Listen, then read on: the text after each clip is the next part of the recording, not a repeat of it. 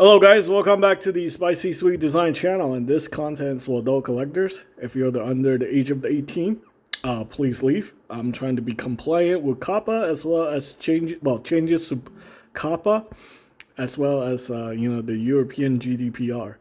Asking you nicely, if you're under the age of 18, come back when you're 18. So there we go. This is going to be a review of the Bandai Tamashii Nations Gundam Fixed Figuration Metal Composite Char Zaku 1. Obviously, this figure is made in China and was released in February 2021. So basically, it's just a retool of the Zaku 2 that they released twice already from Tamashii Nations. This one came from Bluefin, ages 15 plus, blah blah blah blah blah. And here we have the material that the packaging is made from. I have examined this figure. This is a backup packaging if you guys want to take... I mean, you can see the packaging on the internet, so let's just not waste time with this one. I have examined the figure, and I have determined the material that this figure is made from. I think a lot of the exterior armor are made from ABS plastic, none of which are plasticized, so you don't have to deal with phthalates and stuff like that.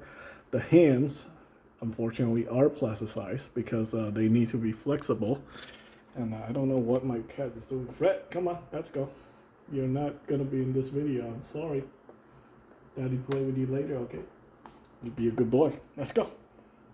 Good boy.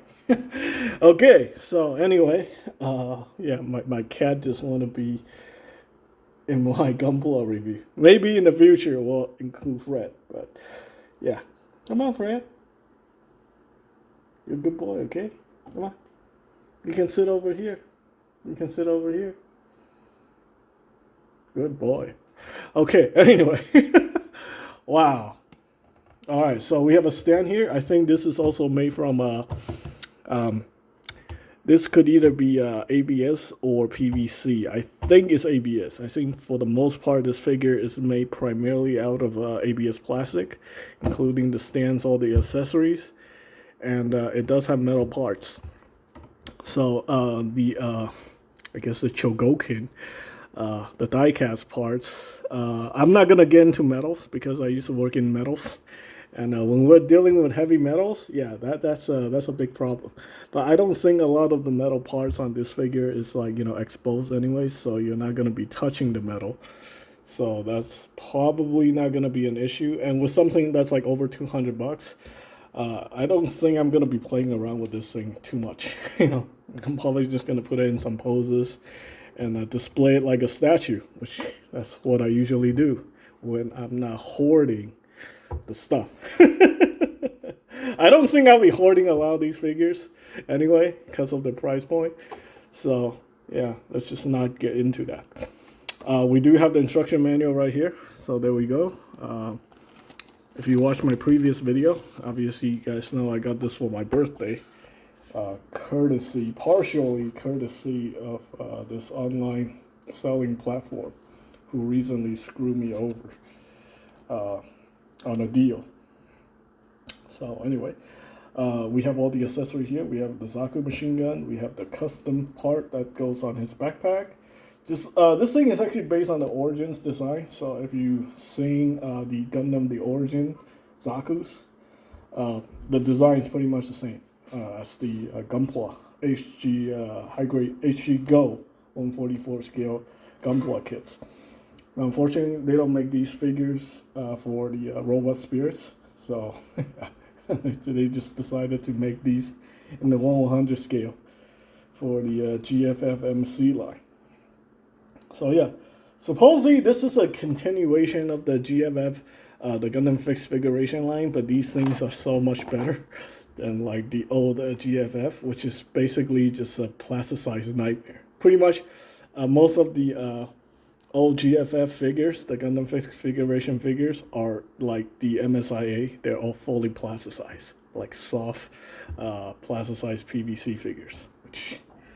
yeah, I don't really care for these days because of concerns with plasticizers, phthalates, diethylhexyl, If you guys been following my channel, you know I keep talking about that stuff. But yeah, it is serious business, folks. So this is how you open the cockpit. That's actually very interesting. And we have the accessories right here. All right, all the stuff you can do. And what's nice about 1/100 scale figures or 1/100 scale stuff is that they're actually compatible with my 1/6 scale collection. I collect 1/6 scale figures, so you can see right here, 1/6 scale, holding a 1/100 scale weapon, and the 1/100 scale figures can also use my 1/6 scale accessories. If you watched the previous video, I'll probably demonstrate that at some point. But let's go ahead and take a look at all the stuff that it comes with. Obviously, you guys already saw the stand, so we're gonna put that away. We put the manual away. You know, I'm actually really excited about this figure. You know, surprisingly, since you know it's compatible with my 1/6 scale collection, that makes these things more worthwhile holding on to than the Robot Spirits figure. Yeah. Fortunately, if you're watching this at this time, I have gotten rid of all my Robot Spirits version anime figures and all the other stuff. So,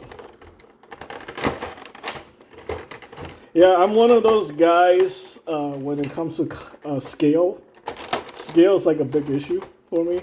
You know, if I make up my mind about a certain scale, then I'm just not going to care about other stuff, no matter how cool they are.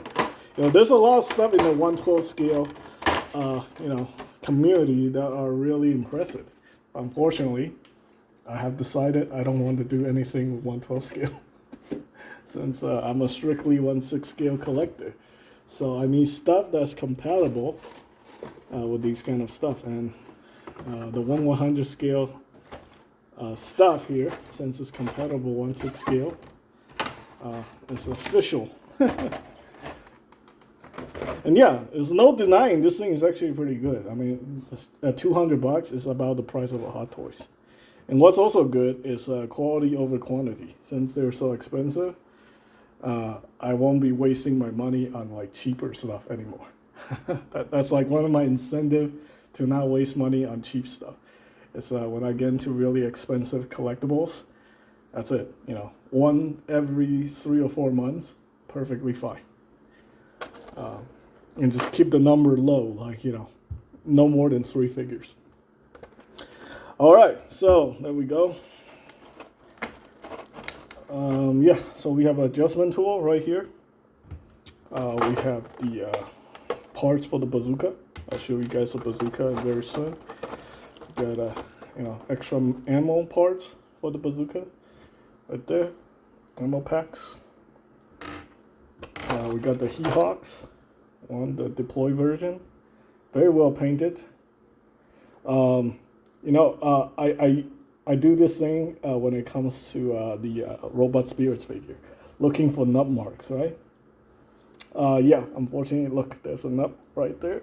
Very unfortunate. This is not plasticized. I think this is I mean, this could be I think this is polystyrene, actually. Painted polystyrene. This is like GUNPLA material. This thing is polystyrene. Wow, the heck? Hang on. I don't want to bend it because I don't want to break it. I'm assuming, yeah, this is not plasticized. So this is hard plastic. I think it is polystyrene. I mean, it could be no, it's too soft to be ABS. So yeah, this is polystyrene. This is GUNPLA material. Yep, it's flexible like polystyrene, but not durable, and it doesn't have that plasticized feel. So we have the ammo pack. I think this is actually made for ABS. Could be, you know, could be ABS or polystyrene. Can't really tell. Okay, this thing is ABS. This is definitely ABS. Yeah, you see the nose, but those are, you know, hidden inside. You do have a mold line though on this part. All right, and then we got these clips. that goes on the backpack. This is to hold on to the bazookas right there. The Char Zaku one only comes with one bazooka, so. And then we got the clip right here for the He-Hawk. So yeah, kind of like the Gunpla, you know, you have the same design. You clip on here and you attach it to the side skirt right there. And then we have the option hands. We have this one here that holds the bazooka right there. The finger is actually going up in the angle. We have these posable, you know, gesture hands. Then we have closed fist. That's the standard hand that it comes with. Right there. Very nice. Then we have another set of triggers. Oh, we have the gripping hands for holding on to the He-Hawk. Right there. The He-Hawk holding hands. Let's see. It's plasticized, so you can flex them. I wouldn't heat them up anymore because learning what I learned about phthalates and stuff like that, heating these things up will release the plasticizing. So there we go. We have the hand holding onto the He-Hawk. We'll just be patient and work this thing into the hand. There we go. Careful with these though. These are polystyrene and I think it will break if you apply too much pressure. It's not plasticized, so it's not flexible.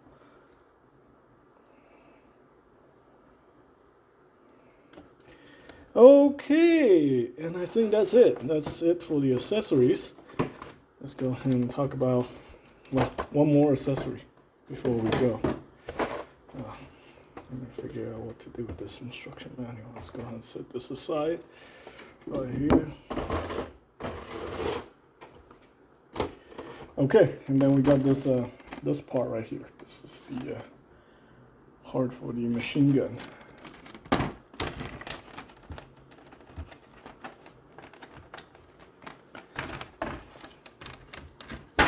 All right, might as well demonstrate how that works in this video. This is a new piece. The previous Zakus do not have these. I wish they did because this is actually really cool. Yeah. There you go. Just like the GUNPLA kit, you know, the high grade Go. I really like the way these things are designed. And yeah, okay, so this part, this is all plasticized PVC right here. There you go. Yay! Phthalates, Diethylhexyl, right there. I don't think this is. I think this is either polystyrene or ABS. But the ammo belt is plasticized PVC. So what you do here is very simple. You just plug this into the bottom of the backpack. Whoops, backwards. There you go. Like that, there's 2 points in there, and then you have the machine gun. And you hold it just like this one. So okay. I don't know if this will work with the Char Zaku 2. I don't know if the Char Zaku 2 have those notches on the back. So I don't think it's compatible unless they come up with another version. So yeah, I mean, if you guys have the Char Zaku 2, let me know if it got holes there. Or I'm gonna have to go ask Meats to let me check out his Char Zaku 2, see if I can attach this piece on there. All right, and there we go. That's it. And oh yeah, you can attach the these parts right there, like so. No, for the He-Hawk. So you can attach the He-Hawk right there. Oops. And attach that properly. There we go. So He-Hawk attachment. Let's go ahead and get that off. I don't like to display my Zakus with a He-Hawk, so yeah. Oh, and these arms these things connect right there, like that, via that peg hole right there. So you can hold on to the, you can clip onto the bazooka. The bazooka can clip on right there, like that. So there we go, we have that. You can also attach the magazines right here to the side of the shoulder armor. Right there, there's these holes right there, you can see. And you can also attach the ammo to the back skirt. I mean, if you guys, are familiar with like how the GUNPLA works, pretty much this thing has all the feature of the GUNPLA model kit, except it's 10 times heavier. Well, I would say like 25 times heavier because of all the die-cast parts. And yeah, no loosey-goosey parts as you would expect from a model kit and stuff like that. Okay, so we have the, let's go ahead and get the bazooka off of here. And yeah, so here we have the bazooka right there. You have interchangeable parts right there like that. You can shorten the bazooka right there like so. Yeah, I mean, it's pretty quality made. I mean, you do see one nub right there. But all in all, I think this is okay. This is not like, it's not like the old style, older Robot Damashi figures or old metal builds when you have tons of nub marks. Yeah, I mean, I'm very critical about nub marks on these high-end figures. I don't let it slide when, when I see something ridiculous. I always point it out. So this is an honest review.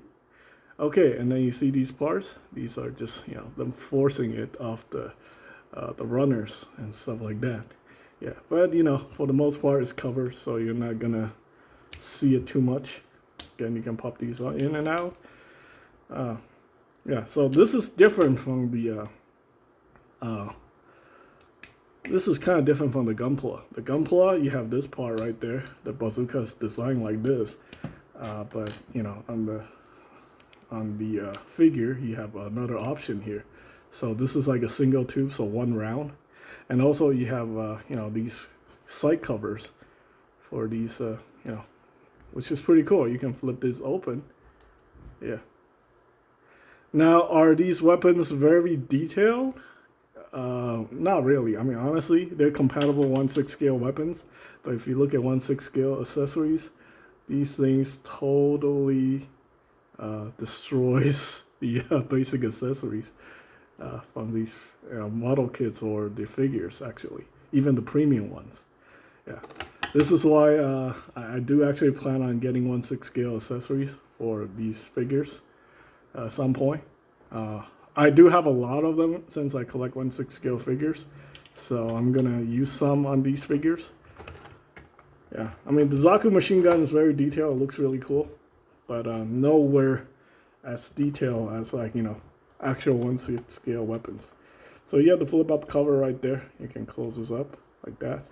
This one has the articulated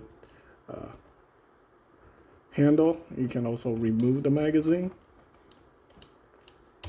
like that. There you go. Remove that. The sight is actually adjustable, so you can adjust that like so. So there we go. Pretty cool. All right, finally, let's go into the rest of the figure.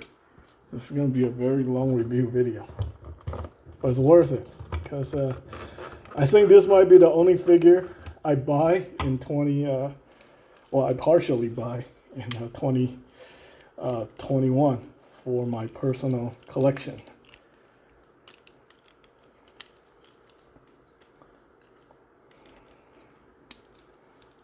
Okay, so there you go. All right, so we have the stand right here. You have the articulation right there. It's just like the metal build stand. These things are exactly the same. And then we got the articulated arm right there. And then you have this piece right here that you can articulate. I don't really care for these things, to be honest. They take out a lot of space and they really kind of suck. Just like, it's the same one that they use for metal builds. So, whatever. All right, let's go over some gimmicks first. So first, you can open up this part right there, exposing the head right there. And you can articulate the monolith. Now, one really nice thing about these figures is that this guy feels as heavy as a Hot Toys Iron Man figure. Okay, if you're spending $200, you know, it feels like, you know, you're getting your money's worth. You know, there's some Hot Toy figures that are same price point, like the Iron Legion and stuff like that, and they feel like, you know, a piece of plastic that doesn't really feel like. But then I'm comparing apples and oranges. So yeah, spending $200 and you're buying like a Metal Build or GFFMC figures, I think, you know, just by touching the figure, you know, you're getting like a very, you know, you're getting something very solid.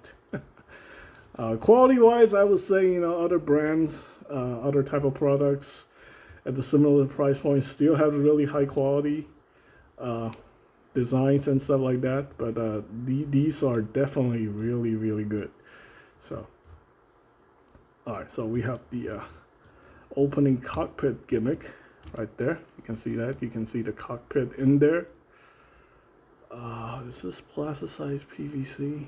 No, I don't think this is plasticized PVC. I think these are, it feels kind of rubbery. And by rubbery, I mean, you know, plasticized PVC is not rubber. But no, I don't think so. I think it's just the way it's designed. It's got like hinges in there. So it feels like something like that. Okay, let's not mess around with that too much. So that's the chest gimmick right there. I think this thing is supposed to go over it, right? Hang on, I might be doing something wrong here. Oh no, it's supposed to leave a gap, apparently, right? Hang on, what am I doing wrong here? There's a hinge, you can see the pin right there, and then this thing is supposed to go over it. Oh, okay, like that. There you go. Alright, so yeah, I need to articulate it a little bit. I mean, this thing has got so many joints, it's pretty incredible. Alright, so we see that gimmick, we see the head gimmick. Let's go ahead into the articulation. There's a lot of articulation here. We have a toe hinge right there, and they even detailed the bottom of the feet. Yeah. If this was a master grade model kit, I'm gonna be doing this for ages. Man, I'm gonna be spending like 2 hours a day trying to detail this thing. And it still doesn't have metal parts. So there we go. We have the feet. It looks like the feet articulation is maybe a little lacking. Yeah, I mean the toe can barely bend right there. And then we have this piece that's like free floating. We have that. It's more articulated than the master grade model kit. The 2.0 Zaku. Not really. I think the articulation's on par with the 2.0 Zaku too. Although you do have a lot of very nice armor separation like that. That's pretty damn cool. And we have a hinge right here for the leg that can go forward. I don't think the 2.0 Zaku 2 have this hinge, independent hinge, just like the metal build. So that's pretty cool.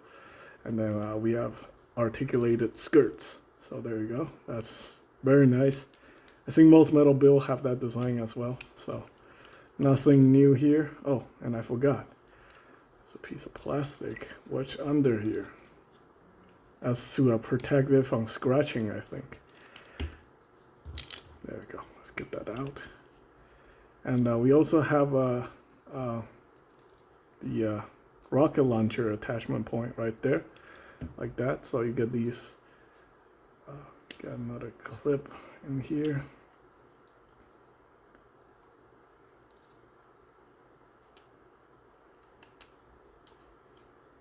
This is a little tricky. I don't want to damage anything. But you know what? Let's go ahead and take a look at the instruction manual before I get myself into trouble. This is gonna be a 30-minute review. So let's go ahead and get that out. Okay. So there we go. We're supposed to flip this thing open, and then it will grab onto the rocket launcher or the bazooka. Let's go ahead and use this tool.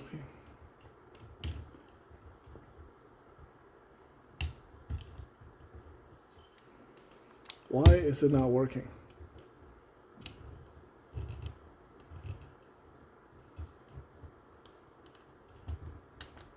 Ah, there we go.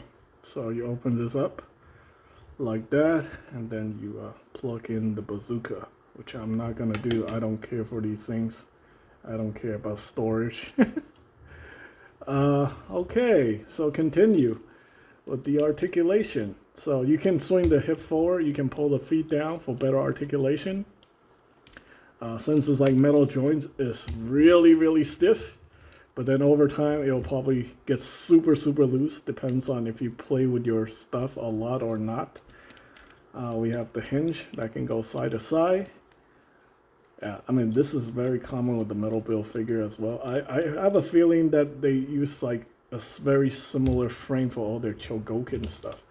So there we go. We have the ab crunch, and then we have the upper up crunch. Yeah, my thread is still over here. We have the shoulder articulation, shoulder hinge right here. Very nice. And then we have another hinge that allows it to go up. Wow, that's pretty good. Just like the GUNPLA, this thing is free floating. It's like a free piece right there, very well designed. So that doesn't hinder the articulation, unlike the Robot Spirits figures, where this thing is just like connect via ball joint and it's not going anywhere. Yeah, I think it's the same for all of them, so that's kind of disappointing. We have the bicep rotation. We have the another elbow articulation, so just like the Robot Spirits figure, except this time the joints are all die-cast, so you can get a very nice double jointed elbow articulation right there. You can activate both hinges. This is pretty damn incredible, to be honest with you. Just gotta be a little bit careful with it. I think you gotta activate one part first, so gotta activate that joint right there first. Yeah, it's really stiff, so be extra careful. So you activate this joint, and then you can see the armor separates. Okay, this is making me nervous. I don't want to be this rough with this figure. Okay, so there we go. We have the double jointed elbow right there. That's pretty damn cool. All right, and then this guy doesn't have the butterfly gimmick like the model kit, I don't think. Yeah, all the butterfly gimmick is right there in the shoulder and this die-cast joint, so the chest doesn't flex in and out, unfortunately. And also for the hand, yeah, we have a ball joint hinge, kind of like 1/6 scale figure, so you can have that, and then the hand can rotate. It's a peg that goes, into the forearm, and then a peg that goes into the hand. So you have that. Very nice. Okay, you do have a neck hinge. The neck can look up like that. Yeah, this is very much like the Robot Spirits design.